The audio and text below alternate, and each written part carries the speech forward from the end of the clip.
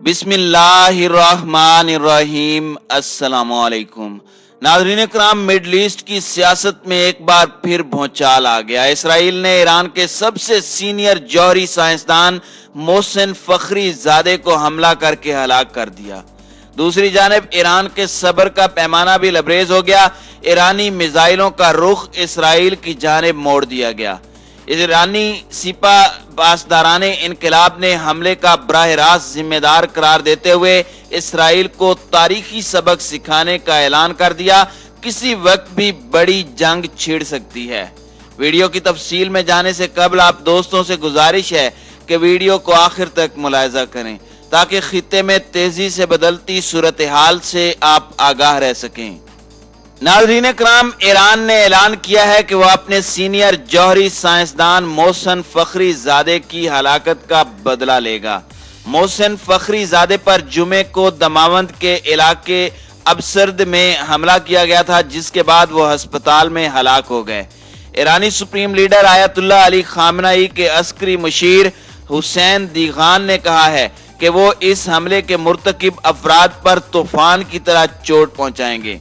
मगरबी इंटेलिजेंस इदारों का ख्याल है कि फखरीजादा ईरान के खुफिया जौहरी हथियारों के प्रोग्राम के रूहे रवां थे और कई ममालिक के सफारतकार उन्हें ईरान के बम का बाप भी कहते थे।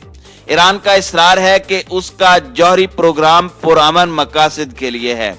अक़वाम मुत्तहिदा में ईरान के सफीर माजिद तख्त रवांची ने कहा कि यह कत्ल बैनुल अक़वामी कवानीन की वाज़ेह खिलाफ वर्जी है और इसका मकसद खित्ते में अफरा तफरी फैलाना है।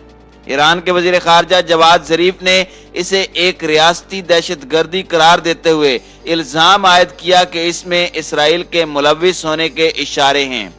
एक ट्वीट में उनका कहना था कि इस बुज़दिलाना कार्रवाई से जिसमें इसराइल के किरदार के इशारे हैं, यह नजर आता है कि इसके मुर्तकिब जंग के लिए कितने बेताब हैं। उन्होंने बैनुल अक़वामी बिरादरी से मुतालबा किया कि वो रियासती दहशत गर्दी के इस अमल की मज़म्मत करे। नाज़रीन इकराम, अप्रैल 2018 में ईरान के जौहरी प्रोग्राम के बारे में इसराइली वज़ीर आज़म नेतन्याहू की एक प्रेसिडेंशियल में फखरीजादे का नाम बिलखुसूस पेश किया गया था। कत्ल की खबर पर अभी तक इसराइल से कोई बयान नहीं आया। ईरान की हुकूमत ने फखरीजादा की शहादत पर उन्हें मुबारकबाद दी है। उनकी मौत की खबर एक ऐसे वक्त पर आई है जब ये तशवीश जाहिर की जा रही थी कि ईरान ज्यादा मिकदार में यूरेनियम अफजुदा कर रहा है। यूरेनियम की अफजुदगी सिविल न्यूक्लियर पावर जनरेशन और मिलिट्री जौहरी असले के लिए अहम जुज़्व है। अमरीकी खुफिया इदारे CIA के साबिक सरबराह जॉन ब्रेनन ने कहा कि साइंसदान का कत्ल मुजरिमाना और इंतहाई गैर जिम्मेदाराना अमल है जो खित्ते में तनाज़े को हवा देने का सबब बन सकता है। उन्होंने अपनी सिलसिलावार ट्वीट्स में कहा कि फखरीजादे के कत्ल से हलाकत खेज रद्द अमल और इलाकाई तनाज़े के एक नए मरहले का खतरा है। जॉन ब्रेनन ने मजीद कहा कि वो नहीं जानते कि आया किसी गैर मुल्की हुकूमत ने फखरीजादे की हलाकत की इजाजत दी या उन्हें हलाक किया। नाज़रीन इकराम, 2015 में ईरान के साथ 6 आलमी ताकतों ने ईरान पर यूरेनियम की अफजुदगी की हद मुकर्रर की थी, मगर अमरीकी सदर डोनाल्ड ट्रंप ने 2018 में उस मुआहदे से अमरीका को यह कहते हुए निकाल लिया था कि ईरान जानबूझकर मुआहदे की खिलाफ वर्जी कर रहा है। नवमुंतखब अमरीकी सदर जो बाइडन ने ऐलान किया कि जब वो जनवरी में सदारत का ओहदा संभालेंगे तो ईरान के साथ दोबारा मुज़ाकरात करेंगे। इसराइल इसकी मुखालिफत करता रहा है।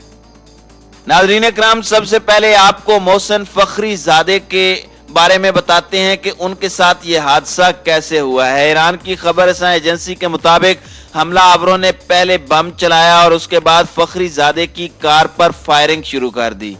ईरान की वजारत दिफा के मुताबिक जुमे को मुसल्लह दहशतगर्दों ने वजारत के रिसर्च एंड इनोवेशन ऑर्गेनाइजेशन के सरबराह मोहसिन फखरीजादे को लेकर जाने वाली गाड़ी को निशाना बनाया। दहशतगर्दों और उनके मुहावजों के दरमियान झड़प के दौरान फखरीजादा शदीद जख्मी हो गए और उन्हें अस्पताल ले जाया गया। बदकिस्मती से तिबी टीम को उनकी बचाने की कोशिशें नाकाम साबित हुई और चंद मिनटों पहले वो हलाक हो गए।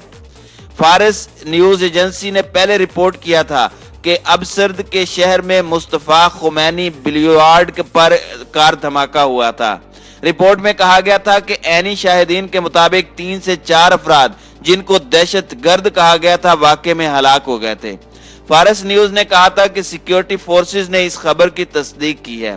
پاسداران انقلاب کے کمانڈر نے کہا ہے کہ وہ ایرانی سائنسدان کے قتل کا بدلہ لیں گے جیسے ماضی میں لیتے رہے ہیں۔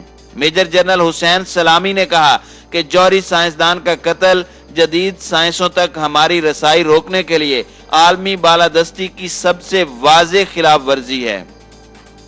قتل کی خبر پر ابھی تک اسرائیل کی جانب سے کوئی بیان نہیں آیا۔ رائٹرز کے مطابق پینٹاگون نے بھی اس پر کوئی بیان دینے سے انکار کیا ہے۔ ناظرین کرام، اگر فخری زادے کے متعلق جانا جائے کہ محسن فخری زادے کون تھے تو فخری زادے ایران کے نامور جوہری سائنسدان تھے اور پاسداران انقلاب اسلامی کے ایک سینئر افسر بھی تھے۔ مغربی سیکیورٹی ذرائع انہیں انتہائی بااثر اور ایران کے جوہری پروگرام کے اہم معاون کار سمجھتے تھے۔ 2018 کو اسرائیل کو ہونے والی ایک اہم دستاویزات کے مطابق وہ جوہری اسلحہ بنانے کے پروگرام کے سربراہ تھے۔ 2015 میں نیو یارک ٹائمز نے ان کا موازنہ جے رابرٹ اوپن ہائمر سے کیا تھا۔ اوپن ہائمر وہ ماہر طبیعیات تھے جنہوں نے امریکہ کے مین ہیٹن پروجیکٹ کی منصوبہ بندی کی تھی، جس کے ذریعے دوسری جنگ عظیم کے دوران پہلے جوہری ہتھیار بنائے تھے۔ ایران کے حزب اختلاف کے گروہ NCRI کی 2011 میں شائع ہونے والی ایک رپورٹ کے مطابق فخری زادے 1958 میں ایران کے شہر قم میں پیدا ہوئے تھے۔ کہا جاتا ہے کہ بطور طبیعیات کے پروفیسر انہوں نے پروجیکٹ عماد کی سربراہی کی تھی۔ یہ مبینہ طور پر وہی خفیہ پروگرام ہے جو 1989 میں ممکنہ طور پر جوہری بم بنانے کے لیے شروع کیا گیا تھا۔ انٹرنیشنل ایٹامک انرجی ایجنسی کے مطابق یہ پروگرام 2003 میں بند کر دیا گیا تھا۔ واضح رہے کہ 2010 سے 2012 کے درمیان 4 ایرانی سائنسدانوں کو قتل کیا گیا تھا اور ایران ان کے قتل میں اسرائیل کے ملوث ہونے کا الزام لگاتا رہا ہے۔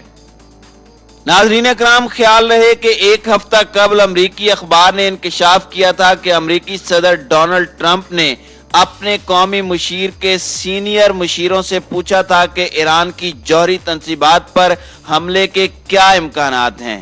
نیو یارک ٹائمز کی رپورٹ میں 4 موجودہ اور سابق امریکی عہدیداروں کا حوالہ دیتے ہوئے بتایا گیا کہ یہ ملاقات ایک ہفتہ قبل جمعرات کے روز اوول آفس میں ہوئی۔ رپورٹ کے مطابق بین الاقوامی جوہری توانائی ایجنسی نے ایک رپورٹ جاری کی تھی جس میں دعویٰ کیا گیا تھا کہ ایران کے یورینیم کے ذخائر 300 کلو گرام سے 12 گنا تک پہنچ گئے ہیں۔ نیو یارک ٹائمز کے مطابق ڈونلڈ ٹرمپ کے مشیروں نے خبردار کیا تھا کہ ان کے دفتر میں آخری ہفتوں کے دوران اس طرح کا اقدام ایک بڑا تنازع کا باعث بن سکتا ہے۔ اخبار نے عہدیداروں کا حوالہ دیتے ہوئے بتایا کہ ڈونلڈ ٹرمپ نے اپنی قومی سلامتی کے سینئر مشیروں سے پوچھا تھا کہ ایران کی جوہری تنصیبات پر حملے کے کون سے آپشنز ہیں اور ان کا کیا جواب دیا جائے۔ رپورٹ میں کہا گیا کہ حملے کا امکان ایران کے افزودگی پروگرام کے مرکز نتنز پر تھا، جس کے بارے میں تہران کا کہنا ہے کہ یہ صرف پرامن مقاصد کے لیے ہے۔ یہ تمام تر قرائن ثابت کرتے ہیں کہ اس موجودہ سائنسدان کے قتل میں ایرانی سائنسدان کے قتل میں امریکہ اور اسرائیل دونوں شامل ہیں اور ایران اب جوابی کارروائی کے لیے پر تول رہا ہے۔